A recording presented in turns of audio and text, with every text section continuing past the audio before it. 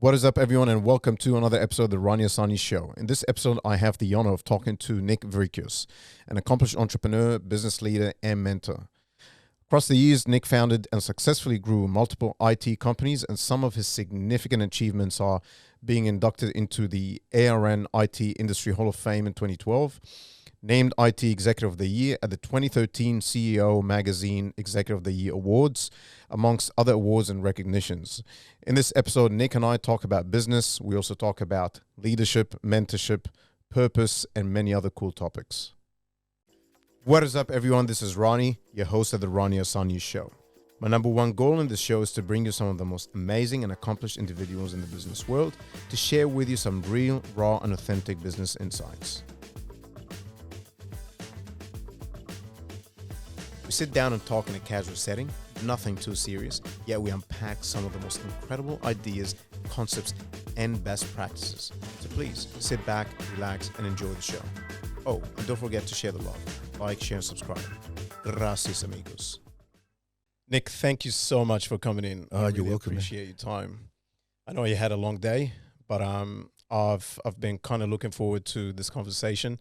And I think there's a lot of things that I personally can take on board and learn from this conversation. And I hope a lot of people who are watching to also take from the conversation. I'm looking forward to it too, man. Thank you. Thank you for asking me.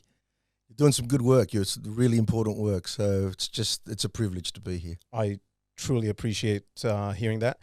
Over the last few days, spent a lot of time doing my homework, researching, going through your journey, what you've done. Super humbled to have you here.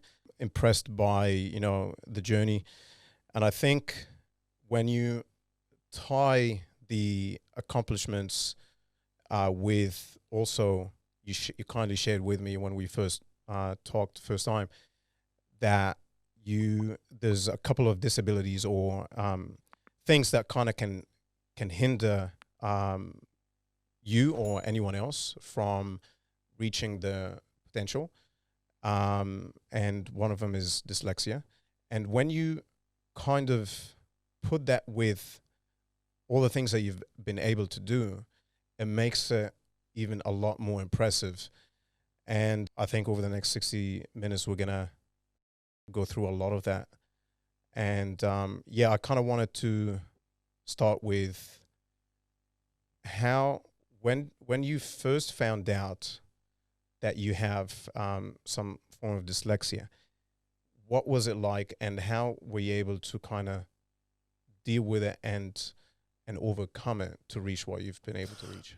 Well, it was relief because suddenly a whole bunch of stuff made sense. Overcoming is impossible. You don't overcome dyslexia. It's not like you can improve or get better. But like as we were saying when we were first talking, I noticed that it was taking me a hell of a long time to get through books, and I had very real problems with spatial directions and things like that, north, south, east, left, right, all that kind of stuff. But everyone else could. Yeah. So it got me wondering, it got me thinking, what's going on? And one of the things that I started to do was read a lot, because it would take me so long to read a book that I thought, because I was an athlete, I thought, I will apply the same kind of idea. The more you do, the more you practice, the better you get at it. All I did was just read a lot of books. It didn't make me read. It didn't fix anything. It didn't. But it got me to understand that. Well, that's me. That's my thing. So what? The collateral advantage was that I was able to read a lot, learn a lot, understand a lot, converse a lot because of it. But the rest of it was, so what? You can romanticize about these things and call them superpowers. But only if you take it seriously enough to be aware that that's what you have. And I shared with you as well that I had acute Tourette's, and that's different. That's very different. It just puts you on a spectrum, right? So I can't operate heavy machinery. But everyone has something that they need to work with to be able to get to somewhere, whether it be a dyslexia or a Tourette's or missing a limb or not being able to see or this or that, or in the more conventional sense, a challenge in life, a challenge in business, a loss of a person, or in its most common form, a loss of a deal or not being able to get a job or something. Everyone has something that they need to overcome. Yep. The problem that most people suffer with is a resistance to it, because in anything, in any part of your life that can be interpreted as a challenge, something's happening that you wish wasn't, or something isn't happening that you wish was. Yep. Right? That's not the problem. Your resistance to it is the problem. And once you let it be okay, then there's no issue with it, because you've allowed it to be okay. Yep. It goes. It's gone. Yep. And then you have work to do. Very, very interesting. I remember back in the day when I watched the movie The Secret for the very first time. If I'm not mistaken, there was a quote that said, "What you resist persists." And I'd never forgotten that since then. Like, I always think about, all these things, like a challenge that comes up or something that's bothering you, or a challenge that, you were born with, or anything that's going on. Once you kind of bring it to the surface, look it in the face, be aware of it, and just decide to let it go, it just kind of starts to just dissipate. Well, I would say I'm not a big fan of The Secret for other reasons, but the idea of letting it go is a big problem. Where's it going to go? You let it go, it's going to stay with you. All right. But if you let it be okay, then you can reason with it. And in many instances, it can become a strength. But where's it going to go if you let it go? Yeah, we say let it go, but there's nowhere to go. It stays with you, Yeah. It's like when people go away and say, I'm going to go away so I can, I guess, embrace it. Clear my head, Yeah. Everything, your head's coming with you. It's not going anywhere, folks. It's not going anywhere. Yeah. Interesting. And so that takes me, and I guess the reason I want to start with this is kind of link it to the concept of learning. Because I always think about learning and what learning is and how can we learn better and faster. And I just kind of wonder what your take is on learning. What are the different ways that you see as effective ways of learning? What can inhibit learning? What can promote it, whether it's external factors or internal factors? Open-ended question. And also how the ego can really get in the way, or do you not think that it kind of is a major thing that gets in the way? Well, there's a lot of things there to unwrap, right? And if I forget, please remind me if I forget about ego, remind. But let me just get to learning. So learning is usually associated with content, all right? And it's based on, a traditional Jesuit system that came in, and basically it was designed around the person who remembers the most wins. And we get to a point where we have, leaving certificates, HRs, ATARs and things like that. And the ATAR basically is around whoever learnt the most. Yep. No, whoever remembered the most wins. But this is irrelevant because it's just content that can be grabbed everywhere. All right. Where's the bit that says you actually are a good person? Or even more, where's the bit that says that you actually followed a purpose in your learning? Now, I could learn a whole bunch of stuff that are relevant to me because I'm going to do nothing with it. So if I've got an insatiable appetite to find out about things, that's step one. Step two is critical thinking. Step two is reasoning, giving yourself the ability to exercise on that learning so you can start to question the content, start to question the idea and get to the point where you don't have any more questions. And when you have no more questions, like we could be sitting here in a conversation and we could be here for hours on a concept and we take it to the point where we don't have any more questions. We've learnt the most we could actually learn, and it takes it away from content, and it starts to talk to the point of purpose. Learning for no reason is irrelevant. Learning to be able to do something so you can go out and create and just jump into that creative impulse that we all have as human beings. We're born with a creative impulse. Yep. You know, we have to continue. The world banged. Yeah. It didn't stop banging. Yeah. All right. We got to keep banging with it. And it's always going to change, and it's always going to move. And then you get this and you get that. You have to be able to move with it through reasoning. Learning is the ability to reason with stimulus, whether it be it coming through, you know, whatever sense, you know, and just reading is only one bit, or conversation is one bit. You know, there's learning everywhere. You know, the experiential side of it doesn't get enough attention. That's where your purpose starts to jump in, and you really start to, you know, feel like you know why you're here, you know. So do you think purpose is one of the most important things to learning? It is the only reason to learn. Okay. It's the only, you know, the learning informs the purpose.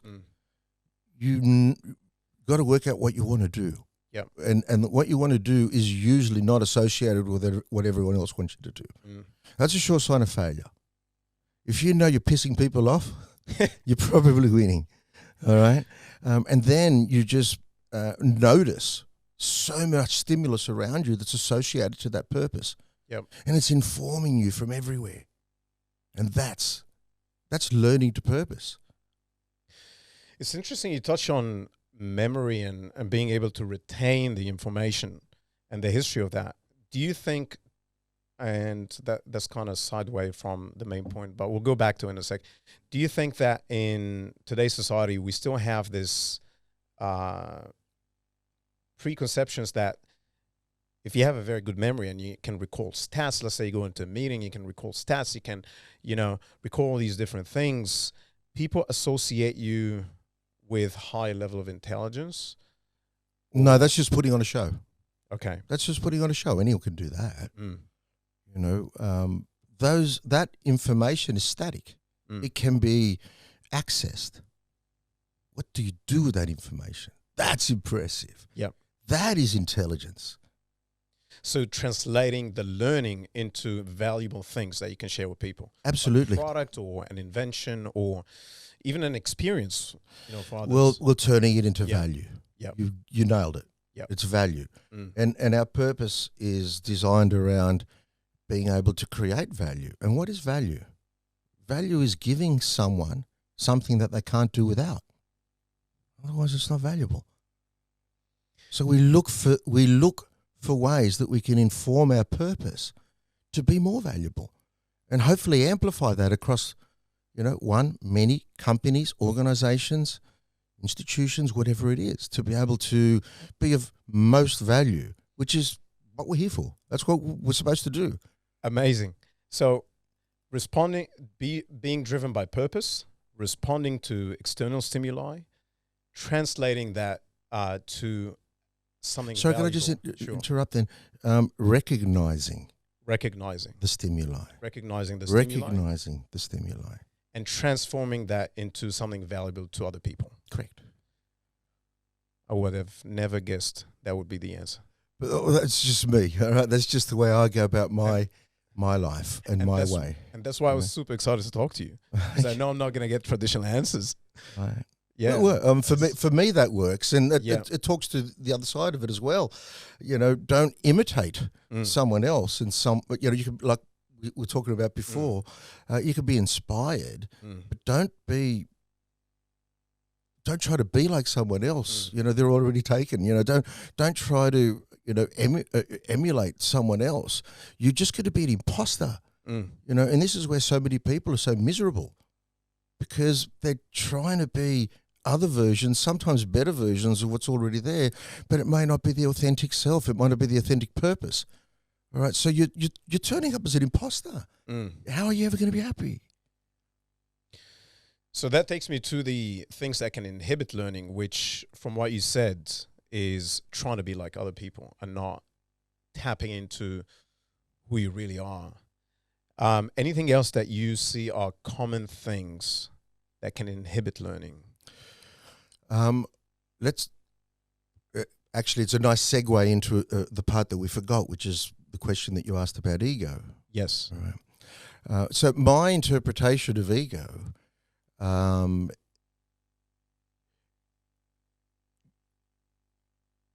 ego is the only thing that is actually egoless. Just like your eyes can't see themselves. Yep. The ego can't be of ego. It sees it. It's like a beacon, a shining light that points to what you need to pay attention to. Like, and it could be good. So I'm full of myself. Or it could be bad. I don't like myself. All it does is point to, it's a light that points to the work that you need to be doing to interpret what's happening into something that you can see a value to yourself and for it to be useful for you to be able to use. You know, are you the most beautiful man or woman on earth? No one is. You know, but if you believe that, your ego is shining on you and saying, work on that because you've got to, you're not. No one is, you know, or I'm the unluckiest, you know, woman or man on earth. No, you're not. Yep. There's work to do. That's what you need to look at. That's where the work is. And that is a wonderful, if you like, tool to be able to look at what you need to work on to learn.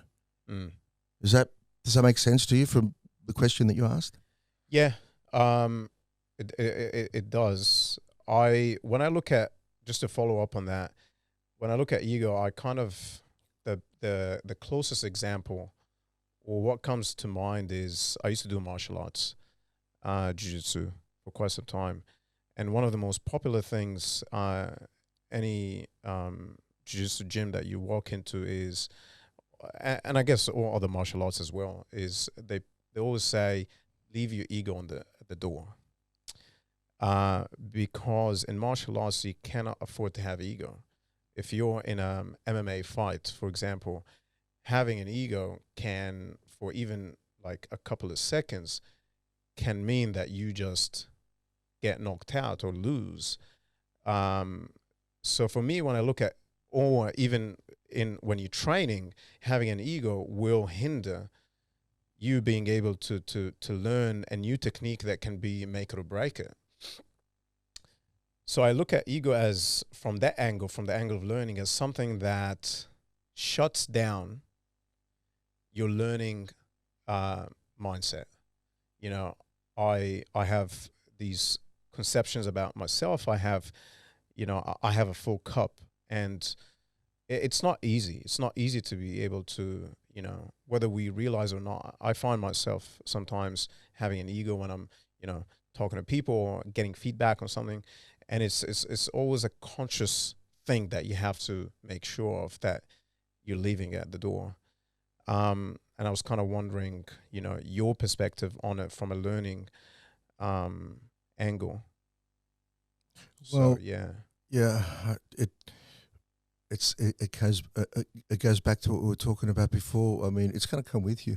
You Yeah. can leave it at the door. Yeah. It's not going to stay there. Absolutely. And if you cop the blow, Yep. all right, that knocked you out, that's what you need to understand. Why did that happen? Yeah. That's your ego telling you. That's what happens when you do that, when you're thinking that way. Now, it can become a semantic conversation because we could use other words for it. Yeah. But most people fall into the vernacular of ego. Yeah. So it's an easy conversation to have. Just as, you know, it could be in a negative sense, self-loathing, or in a positive sense, full of yourself. Yeah. You know, how do you leave all that at the door? The discipline is not in letting it go. The discipline is identifying what work you need to do because of what's coming up. Yep. Amazing. I think we can transition to another topic, which I believe is one of your favorites. Could be wrong. Leading. Mm-hmm. And I think you covered that in your last interview with Rebecca. But I was kind of wondering if we can maybe spend a couple of minutes on leading and what you think are the main traits that you need to have to lead effectively, and whether or not leading in different contexts, different, leading at home versus leading in an organization versus leading in a sports team. Do you see leading in different contexts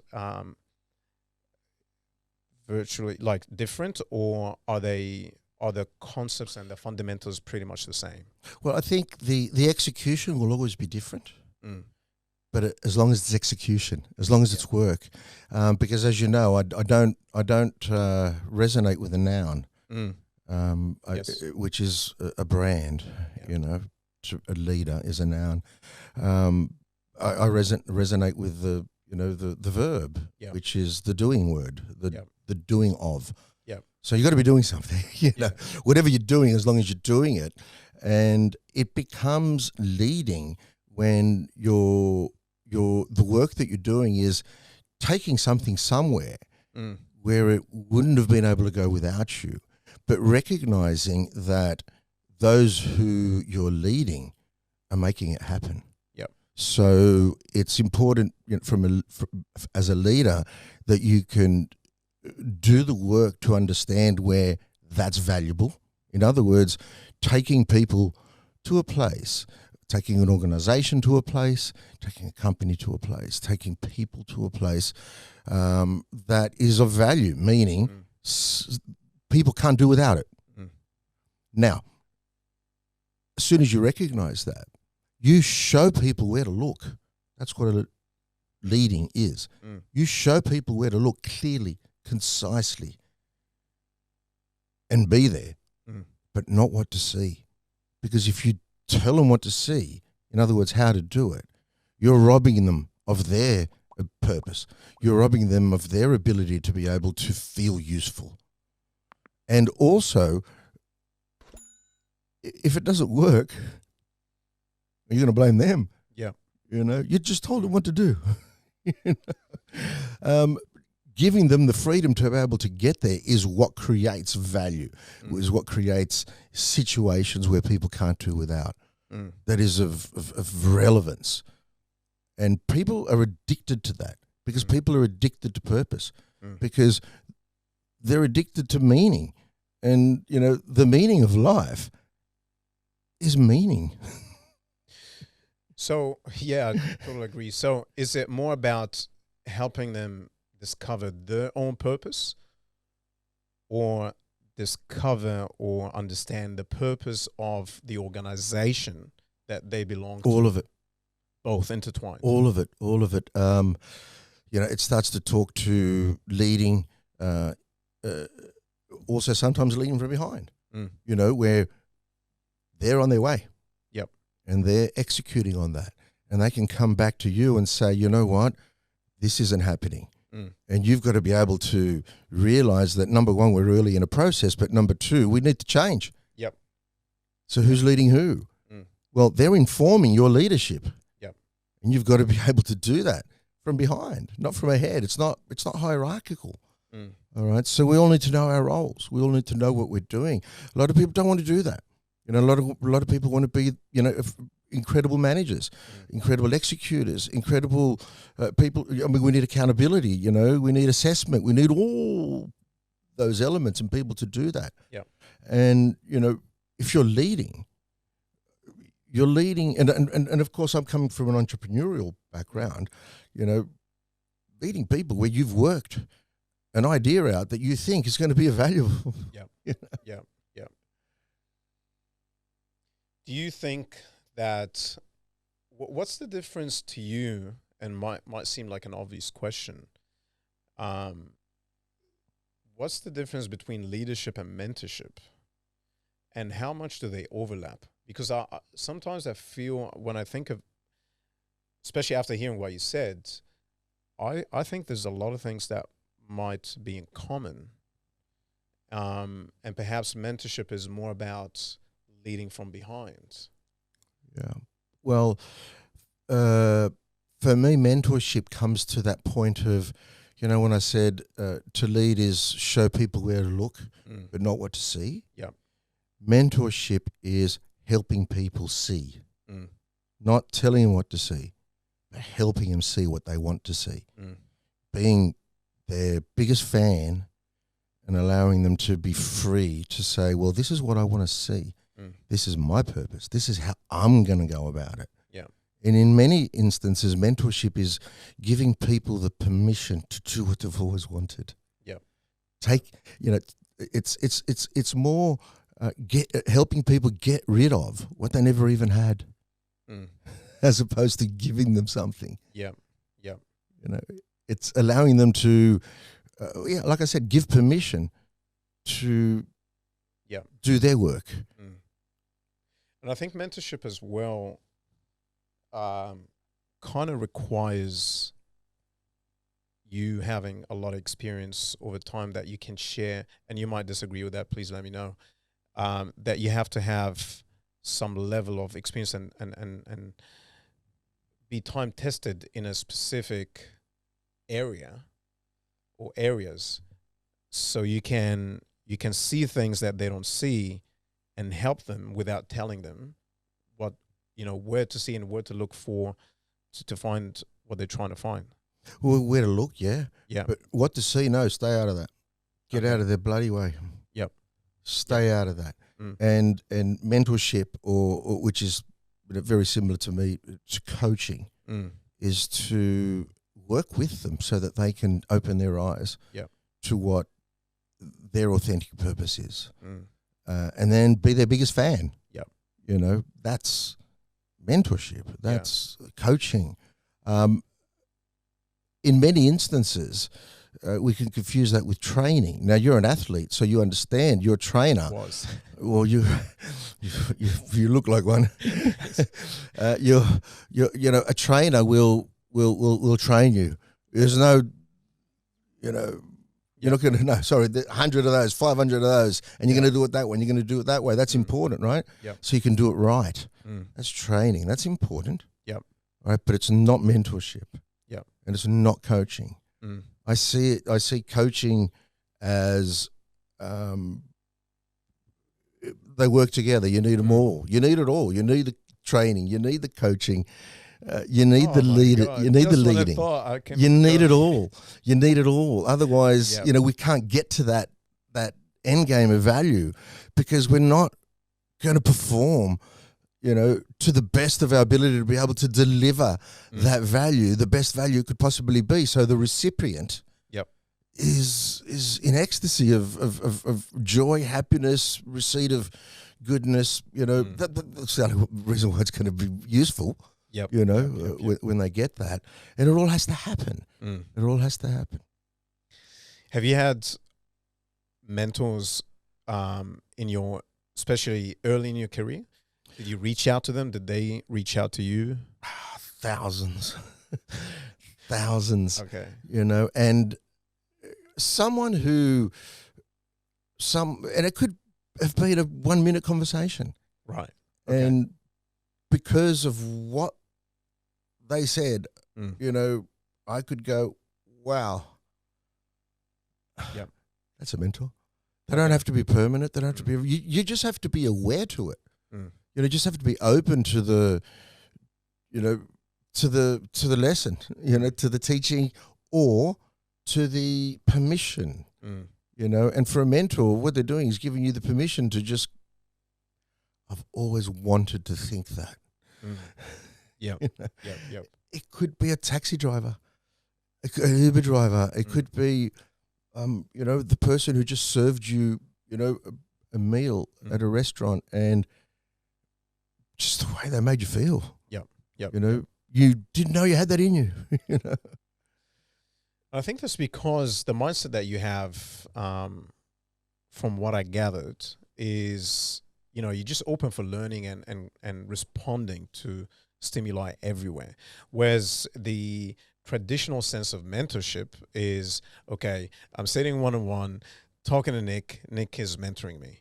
And I think there's a lot of value in that. There's a lot of value in having someone who is someone who knows you, someone who knows your goals, your aspirations, perhaps been there before you, walked the walk, and can help you.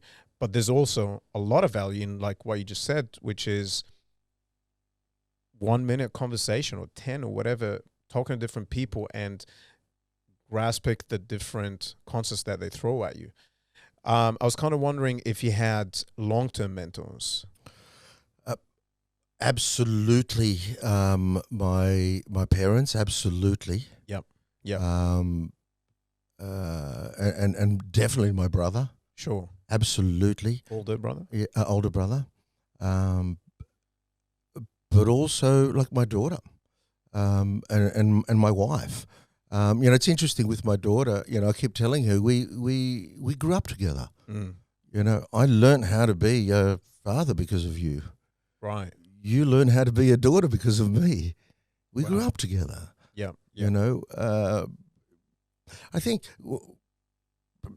for me that's an interesting example, but it talks to not necessarily an insatiable appetite to learn, what you were talking about before, but a insatiable desire to contribute, to be part of, because we play different roles at different minutes of the day, different hours of the day.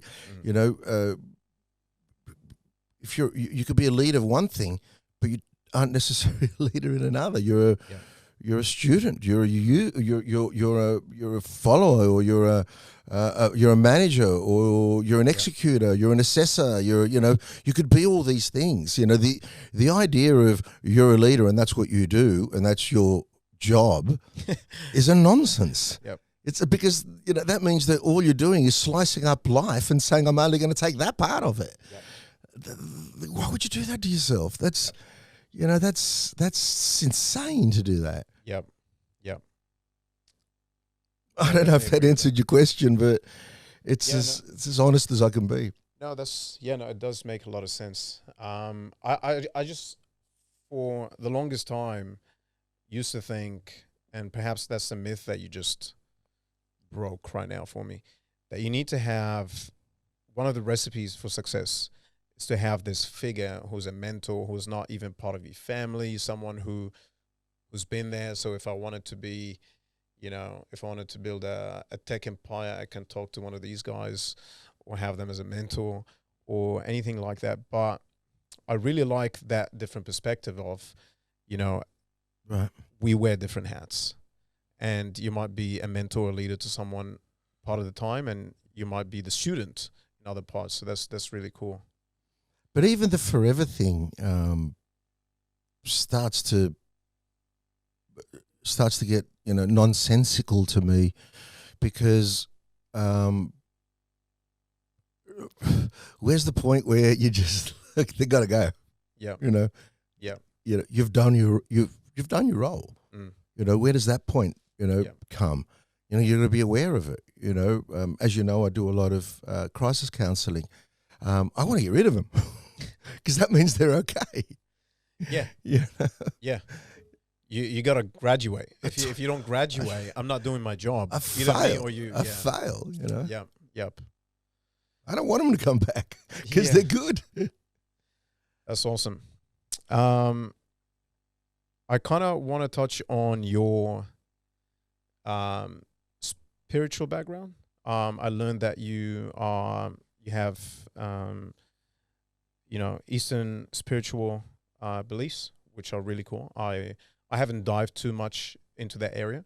I've read a few books about meditation and some teachings, but I haven't really gone into that. And I was kind of curious, how did that impact? What impact it had on your life, from a personal and from a business perspective? And I also know that you speak to Dalai Lama, and I was interested to learn more about the lessons, the teachings, the experiences that you've had learning or talking firsthand to him. And yeah. For me, the Eastern traditions, I was, and I still am, I'm a practicing tantric Buddhist, but the ism is not interesting to me.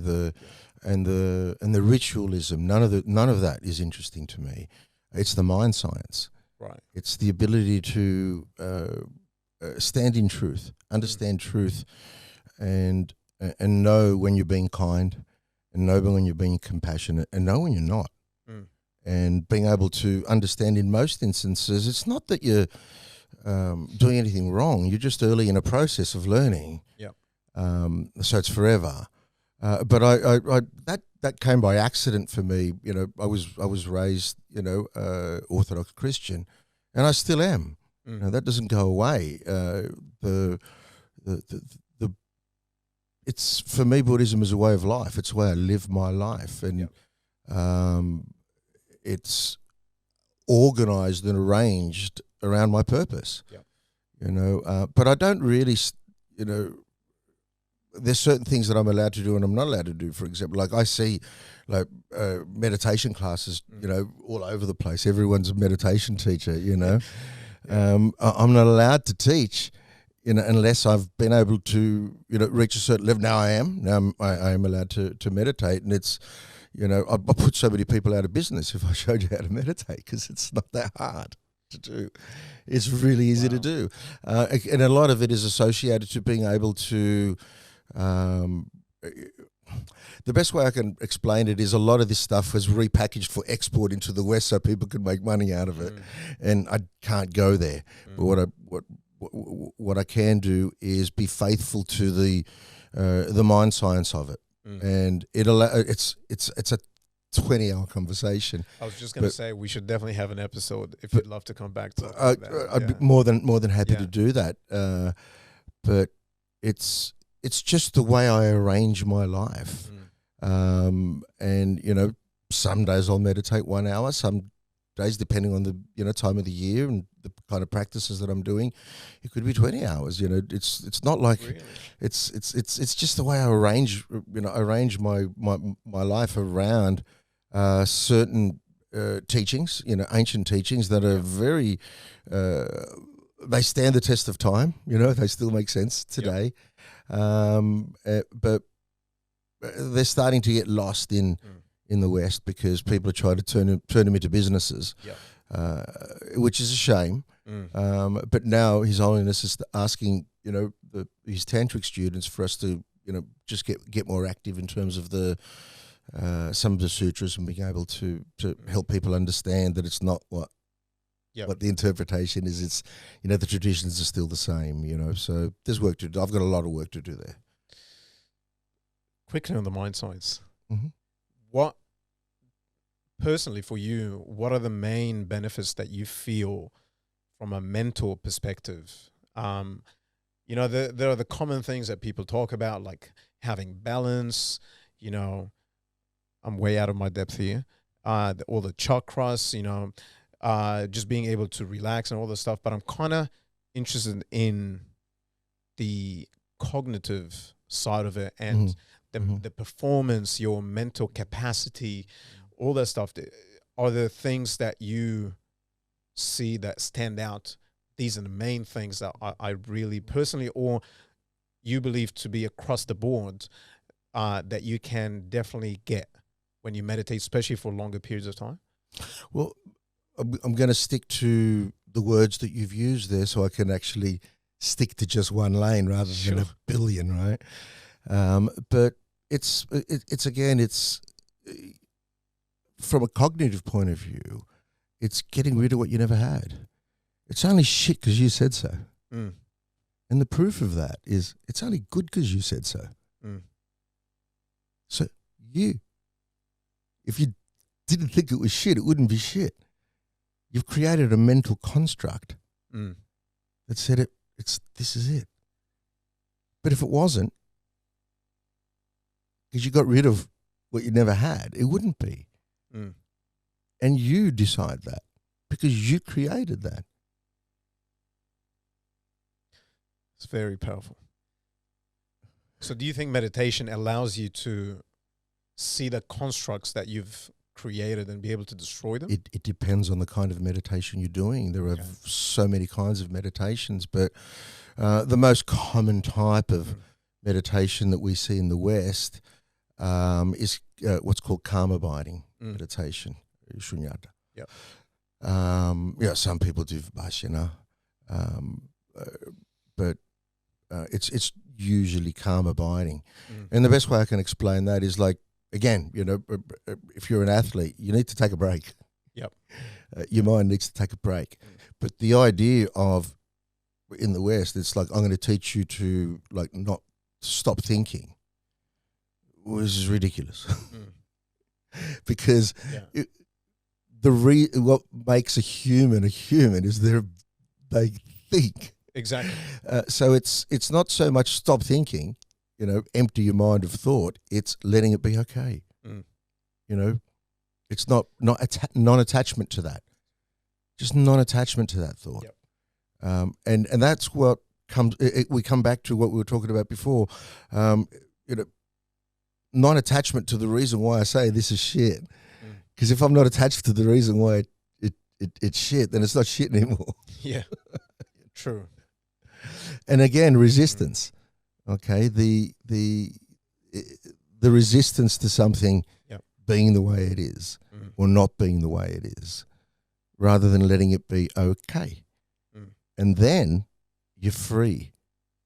You're actually, that's what gives you freedom of the mind, is not being dogmatically associated to something that you can't even defend because it's making you miserable. Yep. Amazing. Switch gears a bit to a bit of an entrepreneurial conversation. So obviously, to everyone watching, I guess most people know your story and what you've done in the entrepreneurship world. Distribution Central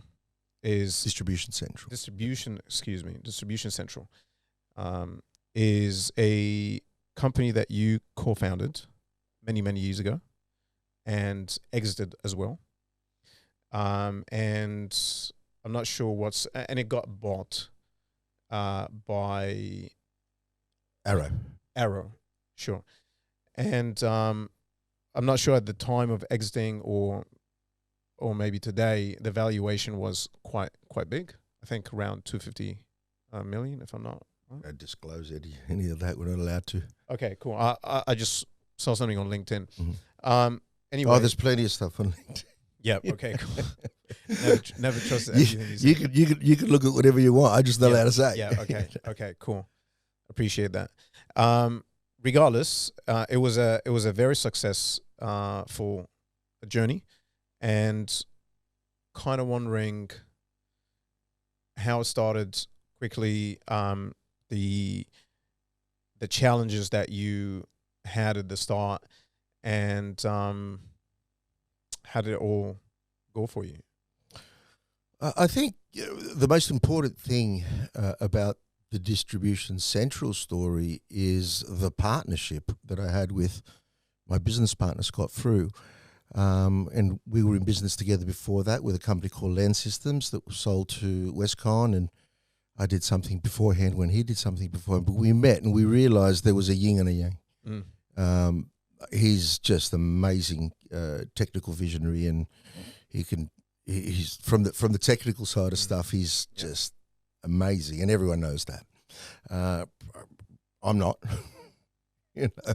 I do other stuff. Strategy side and absolutely strategy. But even when it gets to a certain point, just running a big company, he doesn't like running big companies. I like running big companies.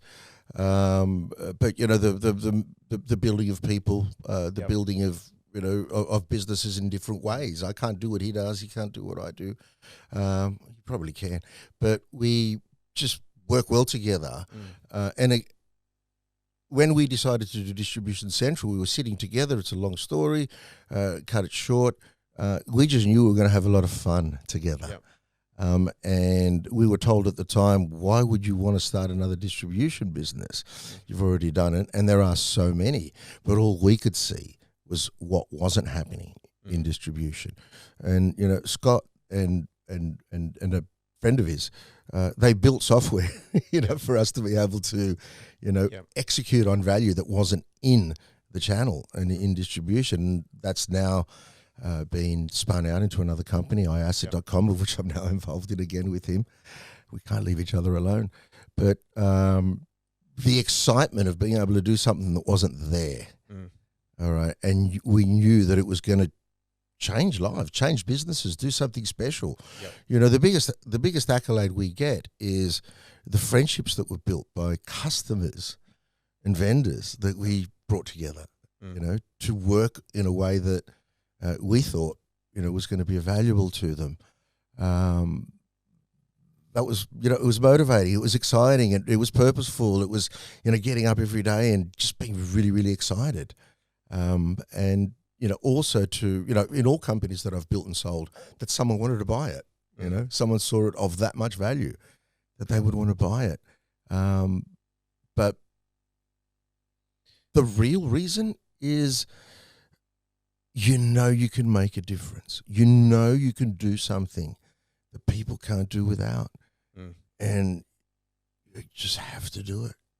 You just have to do it. And you then attract other people who are just as obsessed, you know, and can be rewarded in so many ways by doing it. Yeah. One of my I have no idea if I answered your question then. I just went into a little bit of a happy space with Distribution Central because I love it. I love it. So one of my favorite entrepreneurship stories is the story of Elon Musk with Tesla. And reaching the brink of going bankrupt and, you know, sleeping in the factory and, you know, the very, very bottom.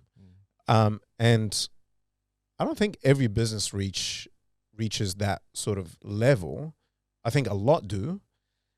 But it's always very inspiring to hear a story where you were almost out, you're almost done. And coming back from that and pushing through. And I think if you were to ask me, it's that trait of being able to keep pushing and being persistent and finding a way is whatever term you can come up with for what I just described would be one of the top terms you need, one of the top traits you need to have in an entrepreneur. And I'm kind of wondering if there's any parallels or anything that you can, when you look back on your entrepreneurial journey with any company that you worked in, if there were really tough moments and what sort of lessons or how did you go about them? Always. Yeah. Every time. People, I have this conversation with my wife. People always ask, you know, and they want to talk about the, you know, the good bits and that work and all that. And thank you so much for the question, because I think it's really important for people to understand that there's always been tough bits, hard bits, and it's like, oh my God, walking around, you know, the block, you know, how the fuck am I going to pay that bill? Or I got payroll or whatever, and all those things. I think that is fairly common with most businesses, but that's okay. You know, that will happen. But what's more important is when you hit points where you're going, oh, shit, that's not working. Yep. And you realize that really what it is an opportunity for correction. It is a blessing. It's an opportunity for a correction. There's no wrong. There's no wrong. You're just early in the process, and you need to make certain changes because your market is saying, yeah, pretty good. This is missing or that's missing. And the market is informing you. Your customers are informing you. Your staff are informing you. Mm. You got to listen, Mm. and you got to give yourself sometimes. You got to give yourself permission to change your mind mid-sentence. Mm. You know, as soon as you verbalize, you go, "Oh, that's wrong." Yeah. You know, you absolutely. But without those moments, you can't create the best thing you possibly could, because you have to constantly create and constantly move and constantly change. And the reason for that is the world will do that. The world will change. The market, everything. Like I said, you know, the world banged, but it didn't stop banging. Yep. And like, look at now, coronavirus and all these, the pandemic and the economic pandemic and the mental health pandemic and all that kind of stuff. You know, a year ago, we weren't ready for it. No. You know, so what do? You sit there, you go, oh shit, or do you Respond. well, yes, respond, but respond not reactively, but proactively. Because if you respond reactively, you're lost. Yep.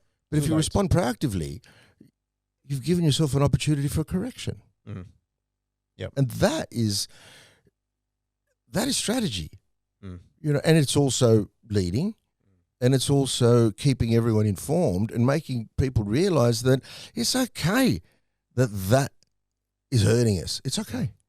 It's okay, because we've got this. We know what to do now, right? Proactively moving forward. Yep. But if you're responding, oh shit, it's not going to make a lot of people happy, and when people come with you, you know. Yep. Yep. Do we have time? We crossed the 50 mark. I'm happy to answer any questions you got, brother. They're great questions. Thank you, sir.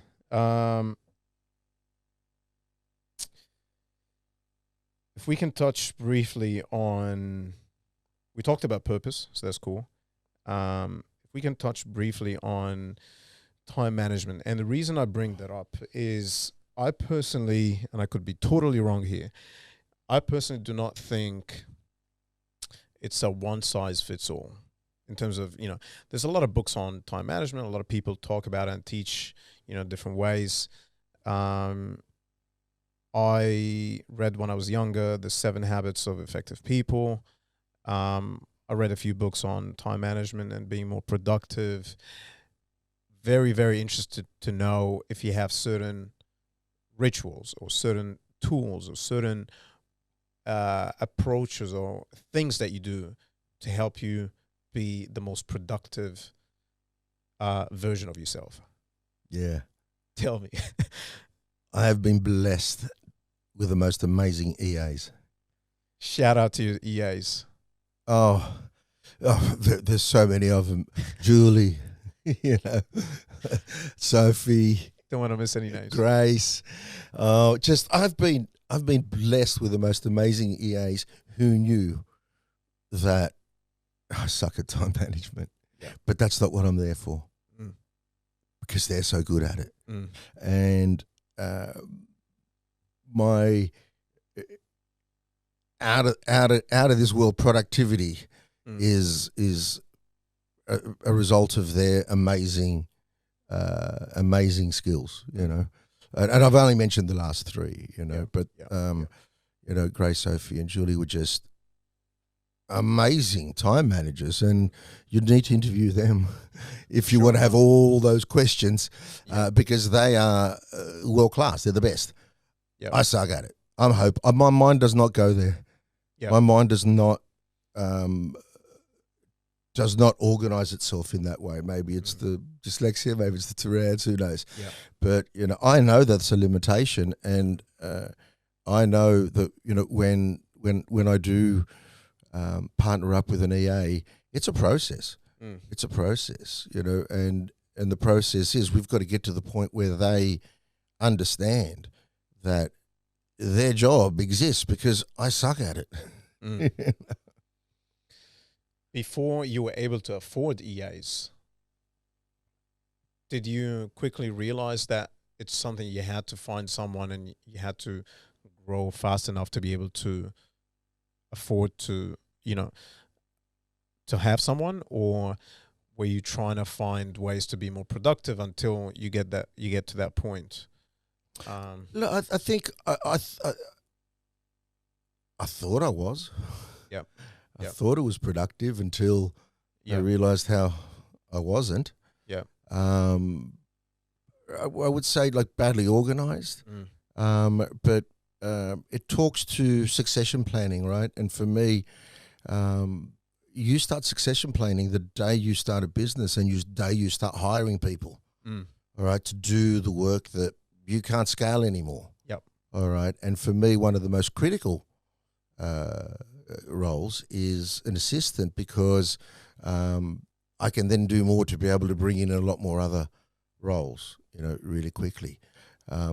It's for me, it's critical. It's but for other people, I know other people in my situation who are amazingly organized, incredibly organized. I'm jealous of them. They're incredibly organized. They don't need that. They don't need that. Cool. I have a very open-ended question, super open-ended question. If and kind of off topic too, but I was kind of wondering if there's something that you can change or see being different about a business, an organization, an industry, a country, a government, the world, what would that be? It would have to be a different answer to every different situation, because the causes and the conditions of the situation that all those entities that you mentioned exist in, I would have to understand them. I would have to know them, and then try and find a useful answer to a change if it was necessary. What if it's not? Yeah. What if it's not? I think most business books are written after the fact, right? So you can write any story you want. Most biographies are written after the fact, so you can write any story you want. So advice is, it's just so, it's commodity. Advice could be commodity. I would have to get deep into those situations to be able to know what to do with them based on the potential that they would want, because I do a lot of, I help a lot of small businesses, and each time it's different. Each time it's very, very different. Based on the causes and conditions of that business. It can't. There's no magic. There's no magic formula outside of one thing, which is always consistent, and whether it's a relationship, a personal relationship, a business relationship, a company, a country, anything. Those in charge, are they giving the stakeholders something that they can't do without? Yep. And you can deliver that. Yep. Start from there, because that's the definition of value. You start from there, and then it's open. Yep. Then it's completely open. But always start from there. Can't get it wrong. Can't get it wrong. Cool. My last question is, do you have role models? Did you have role models? And if you did, what were the main things that you were looking for and picked up from them? As opposed to the previously, a little while ago, you asked me about mentors. Yes. Versus role models. Yeah, and I kind of feel there's a difference. Yeah, there is. Yeah, I think there is. Look, again, you can be inspired by role models. Yeah. And I have been inspired by all kinds of role models in all walks of life. But I never allowed myself to imitate. Yeah. Because I would just be a bad version of them. Yeah. Yeah. But the inspiration is amazing. You can, just makes you feel good. Yeah. All right. But now that it made me feel good. Now that I feel good, what am I going to do about it? As opposed to taking me from a crappy place. And almost the what they do is irrelevant. The fact that they inspired you is relevant, because it put you in a place where you are now starting to think about purpose and meaning and being able to be useful. That's what they did for you. Yeah. What they do is not necessarily relevant, the role model. Yeah. It's the fact that they are able to inspire, not what they do, but they are able to inspire. Or you being able to be inspired by them. Correct. Yeah. Yeah. Oh, yeah. Yeah. Yeah. Because you can find inspirations in certain people that may not necessarily be looked at by the masses or by those around them as role models, but you can still find that in certain people. Yeah, but the danger is the danger is emulation, because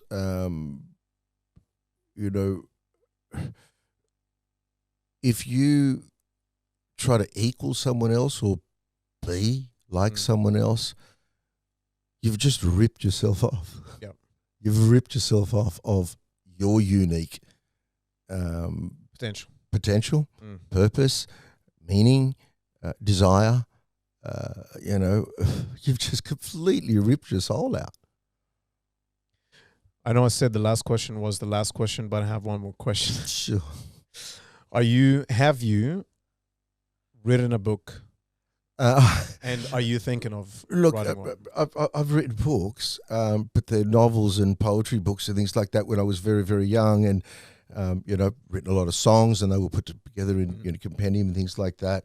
But His Holiness wants me to write a book based on the work that I do with youth suicide prevention, which is a teaching in itself, because it's just so hard for me to do, because I don't know what to say until I'm in front of someone. So I fear that what I would do is create a hypocrite of myself by writing a methodology, because it's not the same all the time.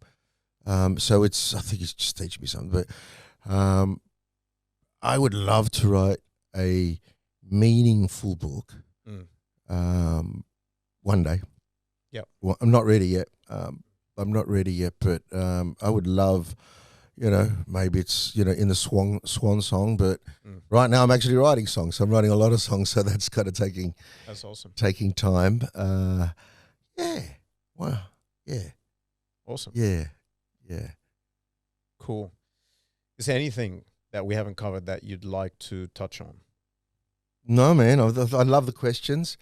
And thank you for many of them, because a lot of people don't ask those questions. I've really enjoyed this, man, and again, like I said, I wanted to do this because when you asked me and we spoke, I told you, immediately, felt that connection, because you're doing good work. You're getting the right kind of messages out to lots of people who need to. I guess I'm trying to find a polite way to say is you cut through the bullshit. Yeah. And we've had enough bullshit. Yeah. Yeah. And it's time. I was thinking about this today. First of all, thank you so much. I really appreciate the kind words. I also felt the connection when we spoke, and I was crossing my fingers that you take the opportunity and it's my honor. So thank you.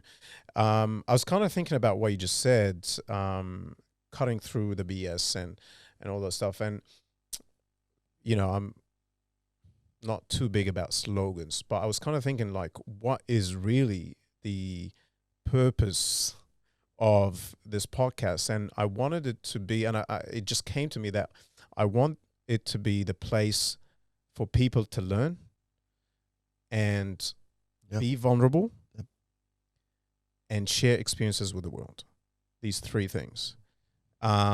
In the areas that I can carry a conversation or have knowledge in, which are marketing, tech, entrepreneurship, kind of overlaps, and mental health. These are the four main things that I'm really passionate about. And I cannot thank you for doing this. Thank you so much. And I hope everyone else who is watching to have enjoyed it. And thanks. Thanks, Nick. You're welcome, man. All the best.